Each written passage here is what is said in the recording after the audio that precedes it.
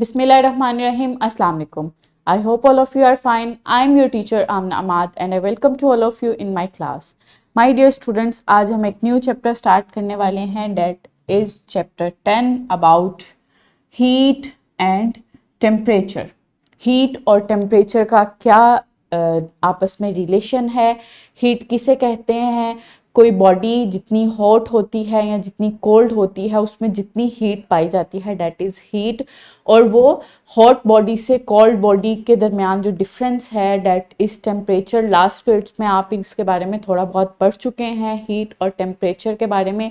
आज हम इस चैप्टर को स्टार्ट करने वाले हैं और इस चैप्टर में हम डिटेल से पढ़ेंगे कि हीट को किस तरह से डिफ़ाइन किया जाता है और टेम्परेचर को किस तरह से डिफ़ाइन किया जाता है और टेम्परेचर की मेजरमेंट किस तरह से की जाती है. सो लेक्चर 1 है आज का हमारा और किस पे है, thermal expansion and contraction of solids. चूँकि मैटर की जो टाइप्स हैं these are 3 solids, liquids and gases. So आज हमने देखना है कि जो सॉलिड्स हैं उनमें एक्सपेंशन और कंट्रैक्शन जो है वो किस तरह से होती है, किस तरह से जब हम इन्हें हीट प्रोवाइड करते हैं या इनसे जो इनकी हीट होती है वो ले लेते हैं और इनको कूलिंग प्रोवाइड करते हैं तो वो किस तरह से कॉन्ट्रैक्ट करते हैं. सो देखते हैं. सबसे पहले एक SLO देखते हैं. Describe the expansion of the 3 states of matter on heating and contraction on cooling in terms of particles. पहले SLO की डिमांड है कि हमने 3 states of matter या लाइक सॉलिड, लिक्विड और गैसेस में हमने एक्सपेंशन, जब हम उन्हें हीटिंग प्रोवाइड करते हैं वो देखनी है, किस तरह से वो एक्सपेंड करते हैं, किस तरह से उनका जो वॉल्यूम है वो फैलता है, और किस तरह से जब हम उन्हें कूलिंग प्रोवाइड करते हैं तो उनके पार्टिकल्स कॉन्ट्रैक्ट होते हैं और उनमें कॉन्ट्रैक्शन आती है. सो आज जो हमने 3 स्टेट्स ऑफ मैटर में से पढ़ना है दैट इज सॉलिड्स. हमने सॉलिड्स की एक्सपेंशन और उनकी कॉन्ट्रैक्शन के बारे में पढ़ना है. Next is identify the effects of thermal expansion and contraction with their application in daily life. Next हमने देखना है कि जो थर्मल एक्सपेंशन है या फिर कॉन्ट्रैक्शन है ऑफ सॉलिड्स उसका डेली लाइफ में क्या इफेक्ट है और उसकी क्या एप्लीकेशंस हैं डेली लाइफ में. सो उसके लिए एक एक्टिविटी करते हैं. सबसे पहले ये एक पिक्चर देखें. ये रेलवे ट्रैक जो होते हैं उसकी पिक्चर है, उसका एक क्लिप है. ये मुझे जल्दी से बताएं कि आपने कभी देखा है कि जो रेलवे ट्रैक्स होती हैं उनमें गैप्स दिए जाते हैं. वो गैप्स क्यों दिए जाते हैं? ओके, आपने देखा है लेकिन आपको ये नहीं पता कि ये गैप्स क्यों दिए जाते हैं. नेक्स्ट इज जो वायर्स होती हैं, इलेक्ट्रिसिटी की वायर्स, जो मेन वायर्स होती हैं उनमें उनको लूजली अटैच किया जाता है, उनमें सैग्स बनाए जाते हैं. सैग्स लाइक इनवर्ट की तरफ बल्जिंग सरफेस होती है, इनवर्ट बल्जिंग सरफेस जिसको इनवर्ट कर्व दिया जाता है लाइक इस तरह से उनको लूजली अटैच किया जाता है. तो ऐसा क्यों होता है? ओके, मैं आपको बताती हूँ इस लेक्चर में. नेक्स्ट एक पिक्चर है कि जब हम कोई भी जो कप्स हम यूज करते हैं चाय के लिए, जब वो बहुत गर्म होता है तो हम उसको कूल वाटर के नीचे रखते हैं तो वो क्रैक हो जाता है. क्या आपने कभी ऐसा एक्सपीरियंस किया है? ओके, सो इन सब चीज़ों के सवाल हम इस लेक्चर में जानेंगे कि ये इन रेलवे ट्रैक्स में गैप्स क्यों रखे जाते हैं, जो इलेक्ट्रिसिटी की वायर्स हैं उनको लूजली क्यों अटैच किया जाता है, और जो कप्स हैं जब हम उन्हें या ग्लासेस वगैरह जब बहुत हॉट होते हैं, उनका टेम्परेचर हॉट होता है, उनमें कोई बॉइलिंग वाटर या टी जो है बॉइलिंग टी डाली जाती है, और जब उनका टेम्परेचर बहुत हॉट हो जाता है तो जब हम उन्हें कोल्ड वाटर के नीचे रखते हैं तो वो क्रैक क्यों हो जाते हैं. So next is pre reading question. How particles of solids are packed. Last periods में आप लिक्विड, सॉलिड्स और गैसेस के बारे में जो 3 स्टेट्स हैं मैटर की, इसके बारे में आप पढ़ चुके हैं और इनकी प्रॉपर्टीज पढ़ चुके हैं. मुझे जल्दी से बताएं कि पार्टिकल्स सॉलिड्स के किस तरह से पैक्ड होते हैं.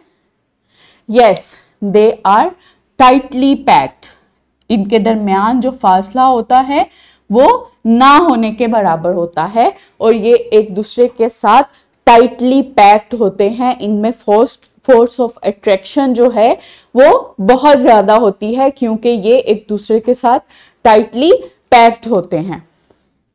सो थर्मल एक्सपेंशन क्या है सॉलिड्स की? चूंकि सॉलिड के पार्टिकल्स जो हैं वो एक दूसरे के साथ टाइटली पैक्ड होते हैं और उनके दरमियान जो फोर्स ऑफ अट्रैक्शन है वो बहुत ज्यादा होती है, तो ये मूव नहीं करते, किसी भी डायरेक्शन में ये मूव नहीं करते, सिर्फ वाइब्रेट करते हैं, सिर्फ इनमें वाइब्रेशन होती है। सो जब हम सॉलिड्स को हीट प्रोवाइड करते हैं तो हीट जब उनको मिलती है तो उनकी वाइब्रेशन जो होती है वो आहिस्ता आहिस्ता इंक्रीज होने लग जाती है क्योंकि उनको थर्मल एनर्जी मिलती है और थर्मल एनर्जी से उनकी काइनेटिक एनर्जी इंक्रीज होना शुरू हो जाती है। काइनेटिक एनर्जी कहते हैं वो एनर्जी जो किसी भी पार्टिकल की मोशन की वजह से पैदा होती है। सो जब थर्मल एनर्जी उनको दी जाती है, हीट एनर्जी जब सॉलिड्स को दी जाती है तो उनकी काइनेटिक एनर्जी इंक्रीज हो जाती है। जब उनकी काइनेटिक एनर्जी इंक्रीज होती है तो उनकी वाइब्रेशन भी इंक्रीज हो जाती है। सो जब वो वाइब्रेट करते हैं और हर डायरेक्शन में जब वो वाइब्रेट करना शुरू हो जाते हैं तो उनके दरमियान स्पेस भी जो है वो इंक्रीज होने लग जाती है। तो एटम्स जो डिफरेंट पार्टिकल्स हैं सॉलिड्स के, उनके दरमियान स्पेसेस भी इंक्रीज होनी शुरू हो जाती है। तो जब उनके दरमियान स्पेसेस इंक्रीज हो जाती है तो जो सॉलिड्स का वॉल्यूम और साइज होता है वो इंक्रीज हो जाता है।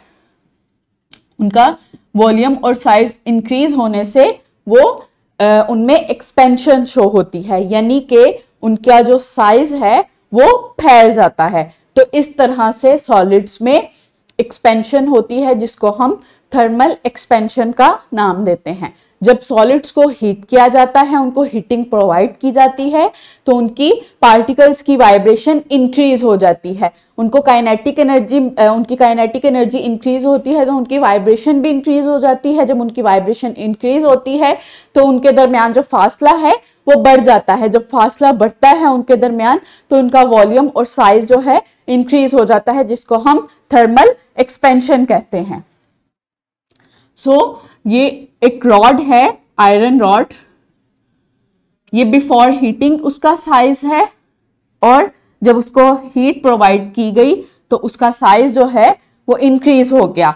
इन अदर एग्जांपल, एक बॉल जो है वो रिंग में हीटिंग से पहले प्रॉपरली फिट हो रहा था और उसमें से गुजर रहा था। जब उसको हीट प्रोवाइड की गई तो बॉल का वॉल्यूम इंक्रीज हो गया और वो रिंग में फिट नहीं आ रहा, तो उसको क्या हुआ, उसमें थर्मल एक्सपेंशन हुई।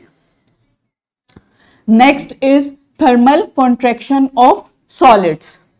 जिस तरह से जब हम सॉलिड्स को हीट प्रोवाइड करते हैं और उनमें एक्सपेंशन होती है, उसी तरह ही अगर हम थर्मल एनर्जी जो है सॉलिड से ले लें तो उनका टेम्परेचर डिक्रीज हो जाता है और जब उनका टेम्परेचर डिक्रीज होता है तो वाइब्रेशन जो है वो डिक्रीज हो जाती है और जब वाइब्रेशन सॉलिड पार्टिकल्स की डिक्रीज होती है तो उनके दरमियान स्पेसेस भी डिक्रीज होना शुरू हो जाती हैं और वो कॉन्ट्रैक्ट होना शुरू हो जाते हैं।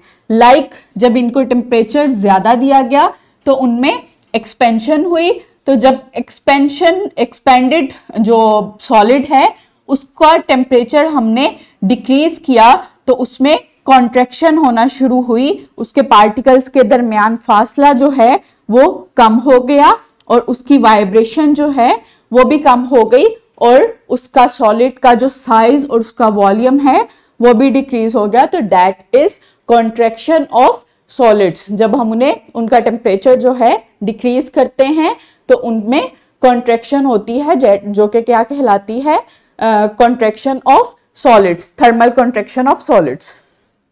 So effects of thermal expansion and contraction on solids। ये तो आपने पढ़ा कि थर्मल एक्सपेंशन और थर्मल कॉन्ट्रैक्शन होती क्या है। अब हम देखते हैं कि इनका जो डेली लाइफ है उसमें क्या क्या इफेक्ट्स होते हैं जब सॉलिड्स जो एक्सपैंड करते हैं विद हाई टेम्परेचर और कॉन्ट्रैक्ट करते हैं विद लो टेम्परेचर, तो उसका इफेक्ट क्या होता है। First is bending of pipelines. जो पाइपलाइंस होती हैं सॉलिड्स की, प्लास्टिक की या डिफरेंट सॉलिड्स की जो पाइपलाइंस होती हैं, जब उनको हाई टेम्परेचर मिलता है तो हाई टेम्परेचर की वजह से वो एक्सपैंड हो जाती हैं, वो फैल जाती हैं। लेकिन जब टेम्परेचर लो होता है विंटर्स में तो क्या होता है कि उनमें कॉन्ट्रैक्शन आ जाती है। सो इस तरह से इफेक्ट होता है पाइपलाइंस पे of thermal expansion and thermal contraction.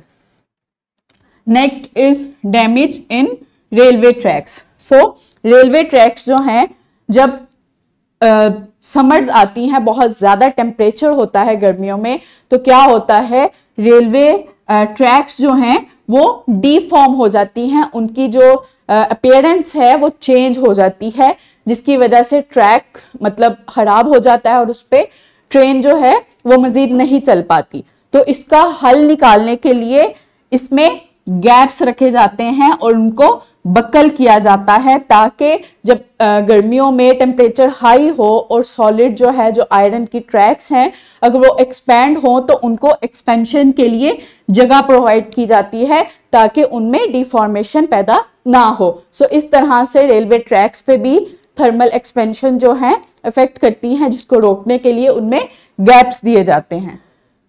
Next is destruction of rods and bridges. Iron की तरह जो दूसरे सॉलिड्स हैं लाइक एस्फाल्ट और इसके अलावा कंक्रीट वगैरह, जो पत्थर रॉक्स वगैरह हम यूज करते हैं, सीमेंट बजरी वगैरह सड़कें बनाने के लिए, उनमें भी एक्सपेंशन और कॉन्ट्रैक्शन होती है।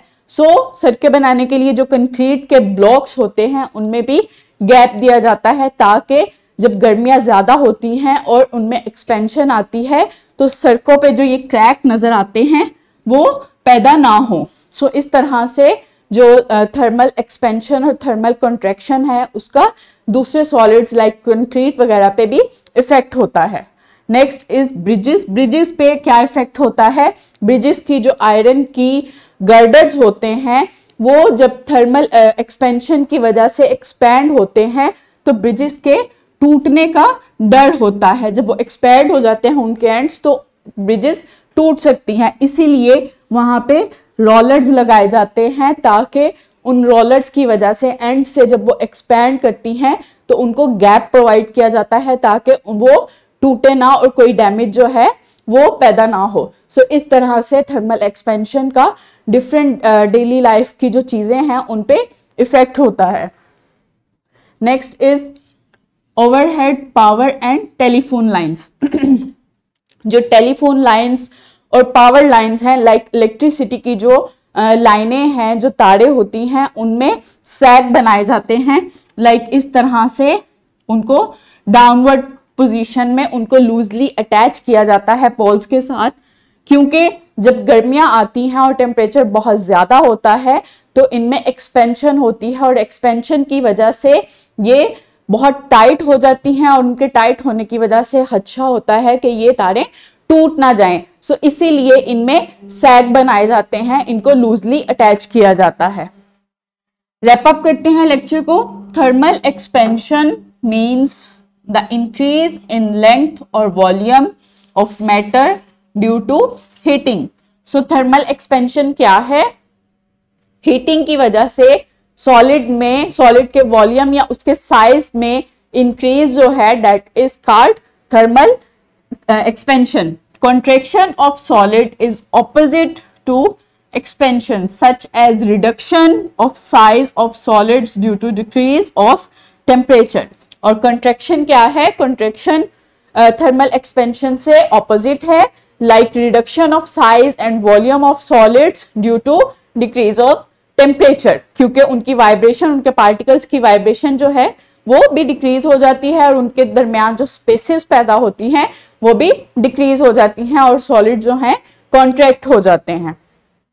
Next is assessment. आज का जो एसएलओ है उस पे असेसमेंट है सॉलिड्स के बारे में, सॉलिड्स की थर्मल एक्सपेंशन और उनकी थर्मल कॉन्ट्रैक्शन और उनके इफेक्ट्स इन डेली लाइफ। ये आपने सोल्व करनी है और अपने टीचर्स को दिखानी है। ये आपको डिस्क्रिप्शन बॉक्स में भी मिल जाएगी और टीचर से प्रिंटेड फॉर्म में भी मिल जाएगी। Next is homework. Assemble any two objects of equal weights as shown in the picture. Heat one side of the wire for 10 to 15 minutes. Conclude and discuss it in the next day. So, जैसे ये picture में show किया गया है कि equal size के two objects लेने हैं, उनको वायर के साथ अटैच करके आपने एक साइड से वायर को हीट प्रोवाइड करनी है 10 to 15 मिनट्स। फिर आपने देखना है, इसको ऑब्जर्व करना है कि वायर में किस तरह से एक्सपेंशन हो रही है। अपनी ऑब्जर्वेशन को आपने कंक्लूड करना है और नेक्स्ट डे अपने क्लास फेलोज के साथ शेयर करना है। So I hope now are you able to explain about thermal expansion and contraction of solids. Thank you so much. अल्लाह हाफिज।